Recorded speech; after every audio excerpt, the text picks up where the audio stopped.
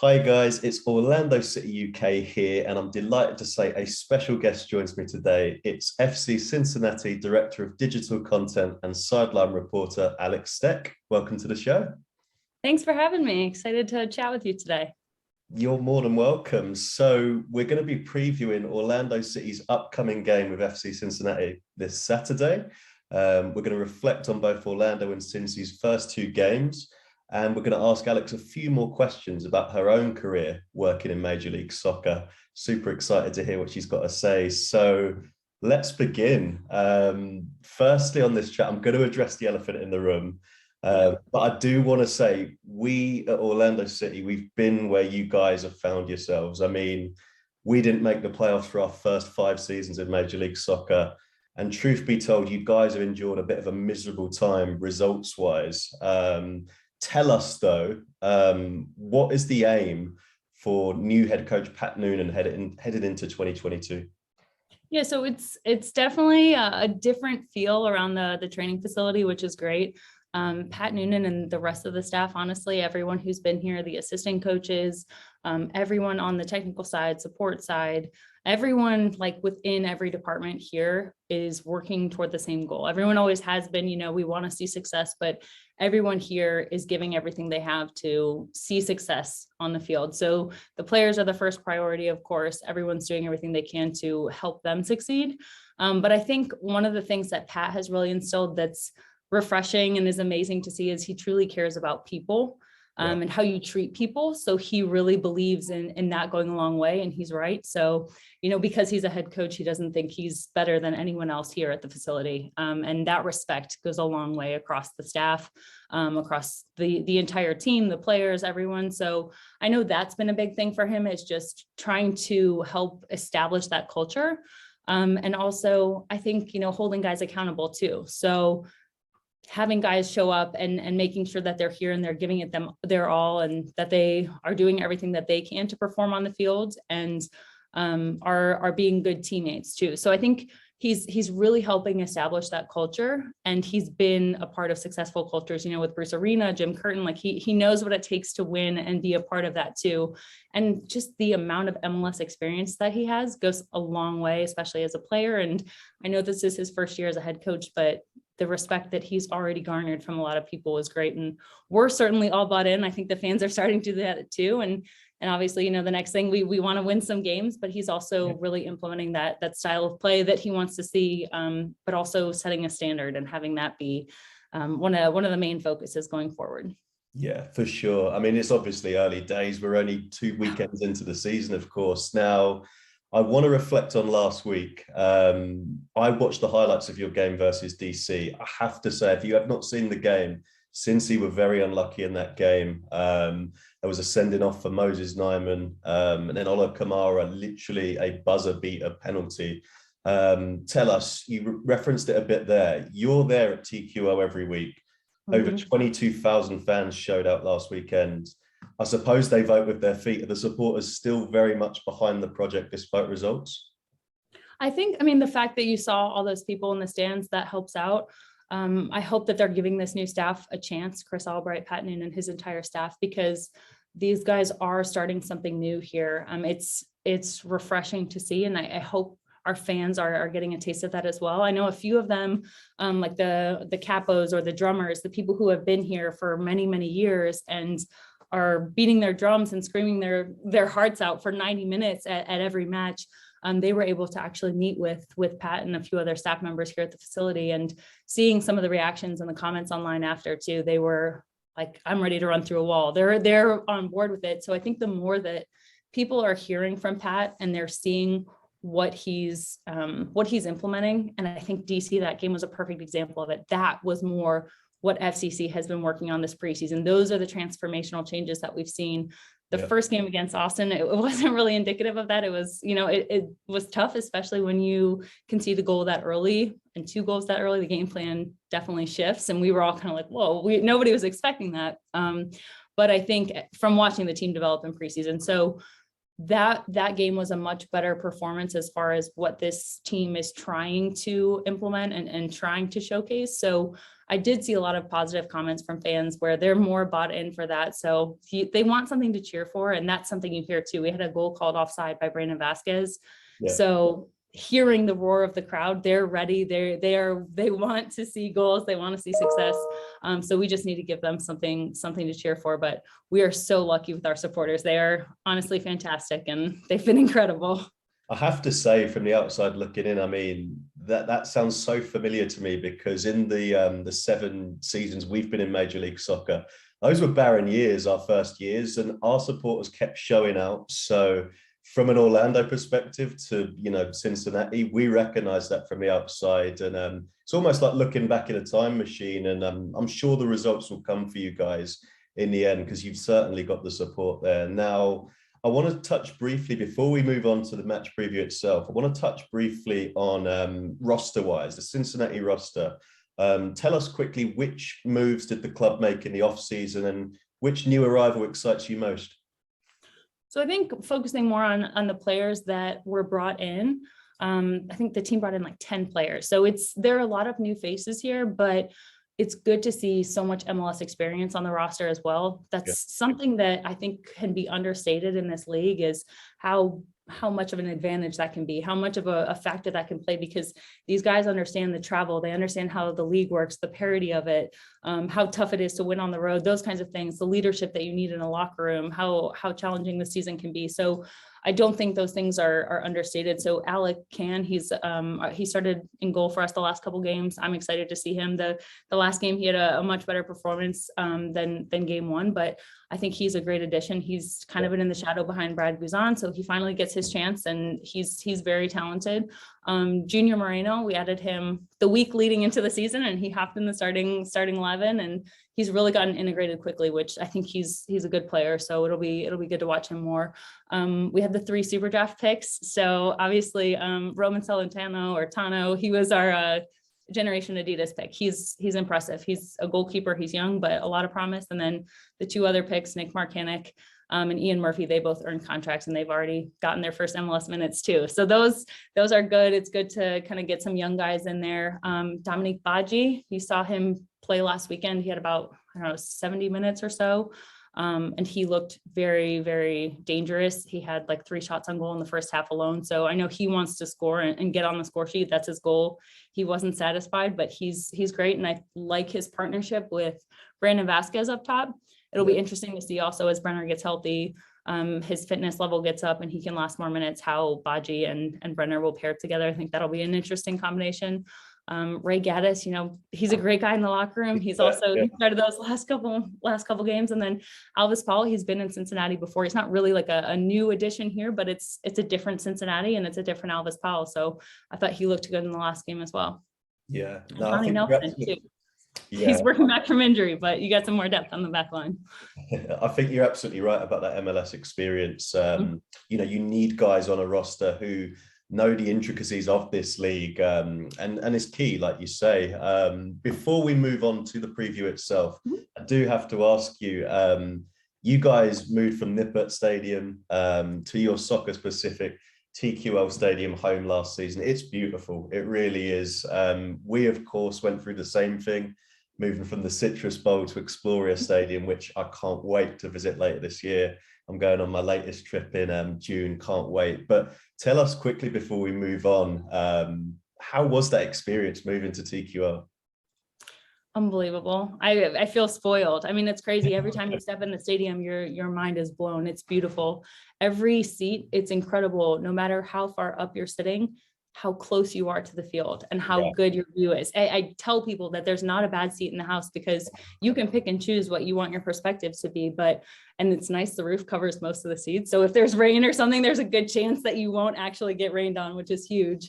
It's beautiful. It's incredible with the fins. I think that's such a cool feature that you can put things on the outside of it. We've been able to light it up for special occasions, for different things. That's something that you don't see anywhere else. But what also amazes me is just how loud it gets. So that's why I want fans to have something to cheer for, because it gets incredibly loud. And I joke about it, and other people have said it too. If LAFC Stadium and Red Bull Arena like mixed, it's kind of a combination of that, like a little bit of festival. Yeah, so it's wonderful. Absolutely. It's certainly on my bucket list. Maybe someday, Yeah, we'd love to have you. trip. Would love to visit. Now, you've spoke about the vets on the team. Heading into the game at the weekend, as Alex mentioned, Elvis Powell, the Jamaican international, came in. Nick Hagland, Dominic Badgie, guys that have been around the league a long time. We'll likely see those guys line up at Exploria Stadium. But speaking of the form, it is a thing. Cincinnati's in a run of 14 consecutive MLS losses. You work at the club, you watch the team a lot more than we do. It's a shocking stat from the outside looking in, but I want to know what doesn't seem to be working for you. If you ask me watching that DC game last weekend, you will get a win sooner rather than later, because that was just, it was one of those days. But what is at the root of this form for you, Alex? Well, I think, first of all, I don't know that it's fair to group them all together, right? Last year and this year, because it is a new year. Yeah. And I don't want people, it's easy to get in the habit of looking at the past and seeing how we were in the past. And I understand it, because the fans who have been at all these games say, I've been at 14 straight losses. I want to see 3 points. I want to win. Yeah. I understand that, but also this is a new regime. This is a new coaching staff. So for me, it's 2 games in, it's those first 2 losses. If you are looking back at last season, a lot of those games, and even this past weekend, it was decided by 1 goal. So a lot of those were actually, I think, 1 goal differential games. It's tough to say, but when you also are on a losing streak like that, people begin to question things or lose belief in themselves. I think we had an apparent starting 11. There wasn't that much squad rotation. And when you don't rotate, then the competition level goes down, because guys don't think that they have a chance of playing. And the guys who are on the field can get complacent and think, well, nobody's gunning for my job. I'm out here, and this, I know for sure I'm going to start no matter what. So that could have been part of it. I think goalkeeper rotation also, that's a tough position to rotate. You want consistency there. So those may have been some of the things from last year, but what we want to see this year is just not guys hanging their heads after conceding a goal or something negative happens, because that could carry over from last year, where people are lumping them together. That's what we want to avoid. Is this is a new year. Don't have that same mentality. Move forward, move past it. Absolutely. Well said. Well said. As for Orlando ourselves, so heading into Saturday, it's been a busy off-season of refreshment for us. Much is expected of Uruguay international Facundo Torres, who comes to the club following quite a lot of high-profile departures in the winter. We lost Nani, of course, our captain, Daryl DK. What a talent he's been, picking him up from the draft a few years ago. And Chris Mueller, who was a fan favourite at Orlando. Those guys have all gone. So a lot of is expected of Torres. We've bought a young Uruguay international, Cesar Araujo, has been fantastic, plays in the 6th position. He's been very good the first 2 games. But I want to know from the perspective, the Cincinnati perspective, looking at Orlando City, which players concern you the most headed into this weekend? And maybe I'm saying his name wrong also, but I've heard it as Aruju, so maybe I'm saying it wrong, but I know he's someone who stood out to me. The one we've played in the past also, I think he's a very talented player. So I think he'll be someone to watch. You have Pereira up top also, like he's, as a playmaker number 10, I think he's just a solid player that you have to keep an eye on. Pato, we all know his talent. So it's tough to call out individual players without getting into matchups too much. But I think this will be an interesting matchup where, you guys made some big signings.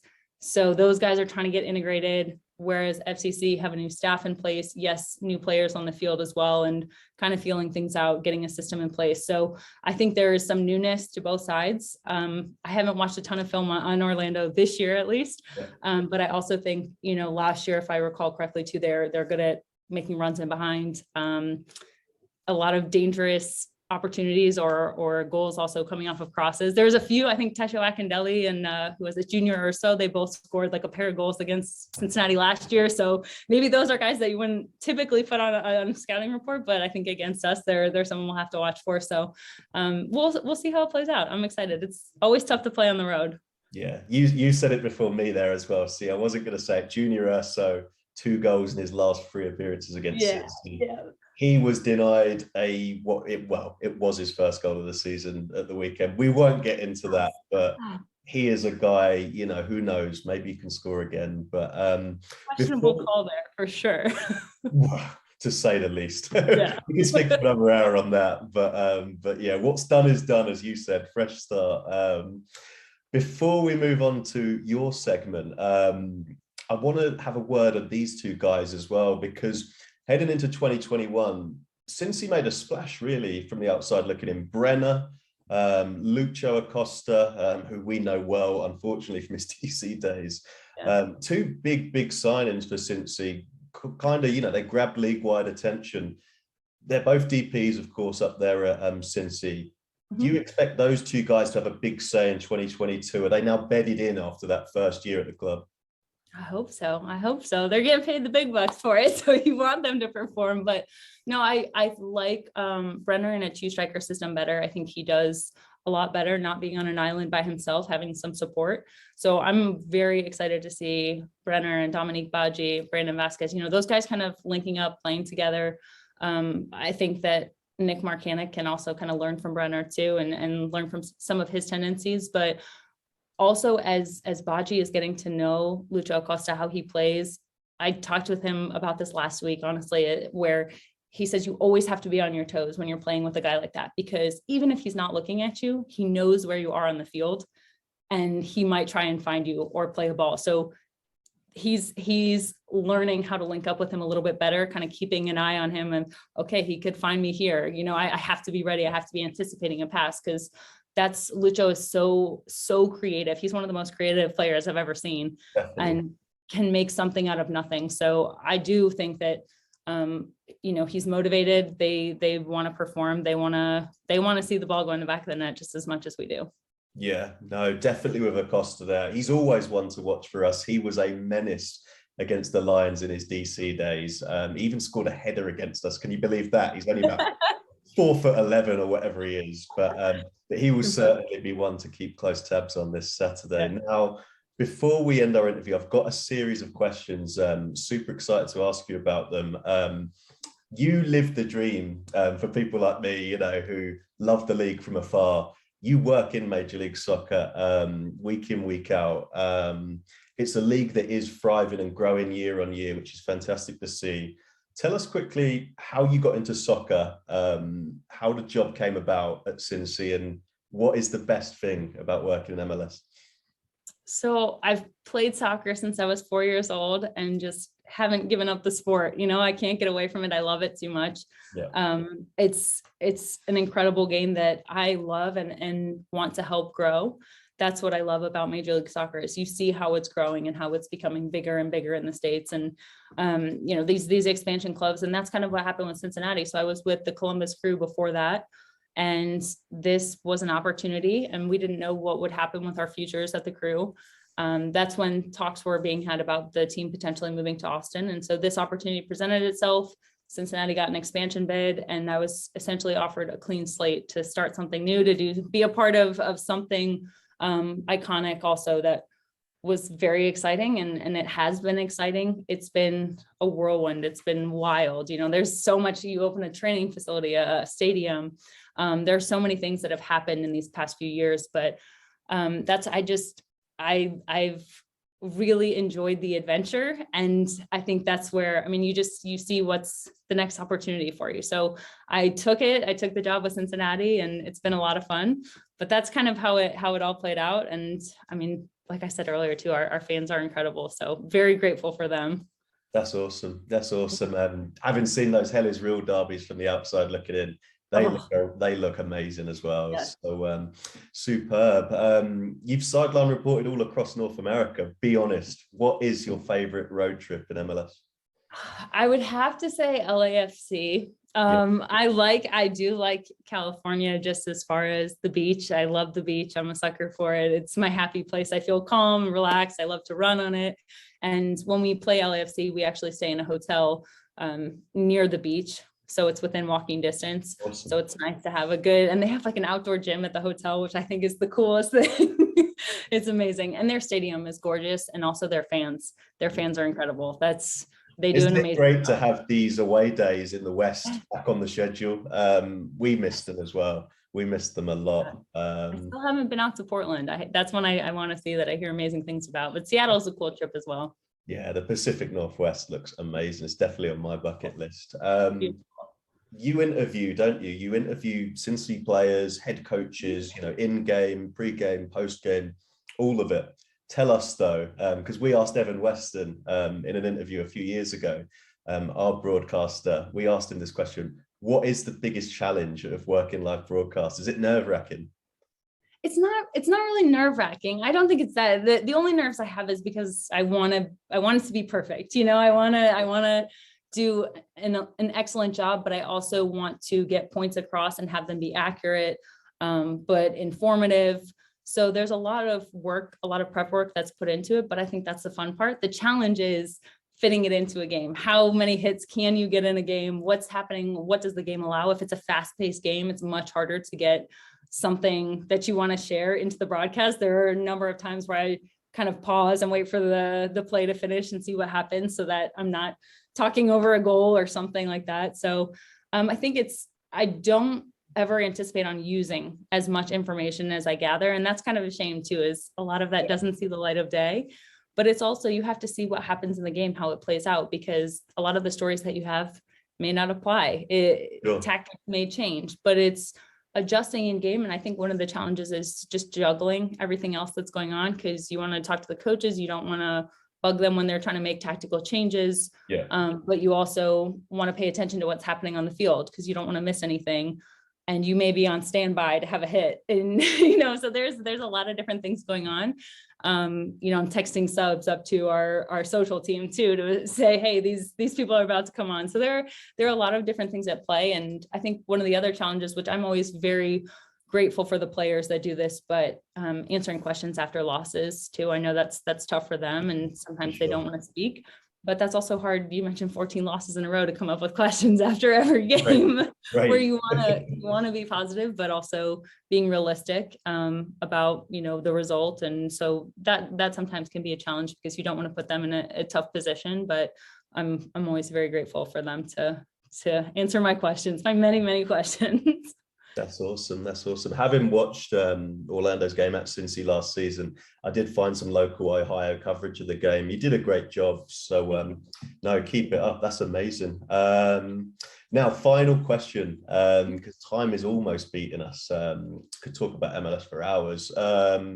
Beyond this weekend, of course. So Orlando City's away visit to TQL Stadium is later this year on June 24th. Now, Orlando City, we've got passionate fans. They fly all around the country. We had loads in Chicago even. Can you believe that, at the weekend? Can you recommend any must-visit bars or food joints for our fans to soak up the pre-game atmosphere in Cincinnati? Well, fortunately, the stadium is so close to downtown. There's an area of downtown Cincinnati called Over the Rhine. Everyone here will call it OTR. Right. That area has a ton of great restaurants, bars everywhere you can check out before the game. And it's only about 10 minutes. We put on a little pregame festivities at Washington Park, which is a cool area in OTR also. So there's always food and fun things to do there, games to play, sometimes live music. But there are a few places. I mean, I love Taglio's Pizza. It's delicious. It's my favorite in Cincinnati. So if you're looking for pizza, that's good. There's also Taft's is a cool spot, a brewery. It was formerly a church, and that's a really awesome place to see. I'm trying to think of where else. There's a new place called the Pitch Cincy that's right across from the stadium. So that gets a little rowdy right before the game. And Sam Adams Brewery is right down the street from the stadium as well. So everything is within walking distance. Just head to OTR and you can't really go wrong with any of those spots. There you go, guys. Head to the OTR if you're heading up to Cincy later this season. There's some great recommendations from Alex there. So that's almost our time up for today. So I want to say a big thank you, Alex, for taking the time out to join us. As for Orlando versus FC Cincinnati, the game gets underway this Saturday evening at 7:30 Eastern, midnight for ourselves in the UK. This game won't be televised live, unfortunately, in Britain, but we do have 2 live games to come at LA Galaxy and Portland Timbers on the road over the next few weeks. So until next time, thanks, Alex, again, and Vamos Orlando. Thanks, Taylor.